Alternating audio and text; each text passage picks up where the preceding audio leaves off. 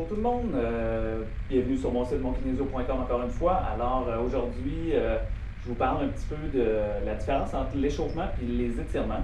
Dans la première capsule, je vais parler d'étirements, comme de quoi c'était bon pour entretenir la souplesse musculaire et tout ça. Puis on disait qu'un peu avant l'entraînement, c'était bon, puis surtout après l'entraînement. Par contre, si on parle d'une bonne activation avant l'entraînement, c'est important d'essayer de réchauffer nos articulations, de mobiliser un petit peu tout notre corps pour pouvoir lui permettre d'être plus performant à l'entraînement puis d'éviter un peu les blessures. Il y a des outils qui peuvent être utilisés, il y a des mouvements spécifiques qui peuvent être faits, donc on en parlera peut-être un peu plus tard. Mais j'aimerais ça vous présenter deux objets qui sont super intéressants à posséder pour chacune des personnes qui s'entraînent de façon intensive. Alors, le premier outil, ce serait peut-être le foam roller. La plupart des gens en ont déjà vu. Ici au Maxi Club, on en a aussi, ils sont de couleur bleue. Par contre, ils sont peut-être pas assez rigides pour vous offrir la performance que vous recherchez. Ici, celui-là, il est creux à l'intérieur, vous voyez qu'il est fait de PVC, donc il est très très très solide.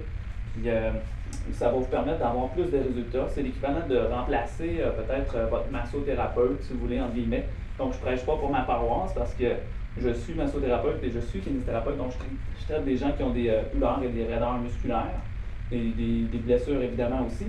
Mais avec cet outil-là, vous êtes capable de vous auto-traiter. Puis c'est un peu la vision que moi j'ai avec ma clientèle, c'est d'essayer de rendre les gens autonomes, puis de comprendre qu'ils peuvent travailler sur leurs problématiques ou leur corps, ou entretenir leur corps d'une meilleure façon avec des outils qui sont utilisables à tous les jours. Donc avant un entraînement, on peut utiliser le foam roller pour s'activer.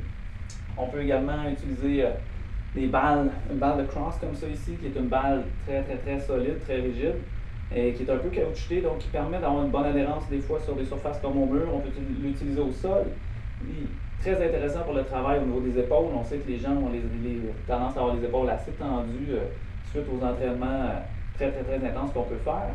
Alors ça peut être utilisé à bon escient pour enlever vos nœuds de tension, vos tensions musculaires, puis prévenir aussi des blessures, améliorer votre amplitude de mouvement. Donc ces deux outils-là, je pense que tout le monde devrait en avoir à la maison, même pour pouvoir les faire plus régulièrement que tous les jours finalement. On se voit dans la prochaine capsule.